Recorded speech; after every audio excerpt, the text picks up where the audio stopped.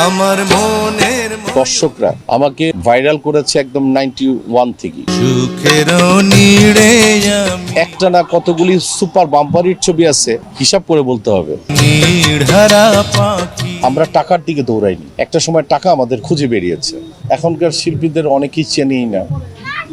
আবার তাদের কাছে প্রশ্ন করো, দেখবা যে প্রথমেই বলবে যে আমার তো শিডিউল নেই, প্রায় 2 মাস।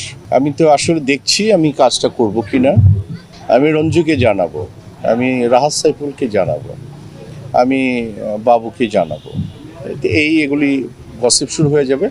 মানুষের কাছে পজিটিভ থাকা। আর এখনকার কিছু কিছু শিল্পীরা ভাবে যে নেগেটিভ ওয়েতে প্রেজেন্ট হয়ে 2 দিনের জন্য আমি তাদের কাছে ভালো, কিন্তু 200 বছর কিংবা 2 বছর 200 বছর পর্যন্ত সাস্টেন করার ক্ষমতা করতে গেলে খুব পজিটিভ ওয়েতে যেতে হবে।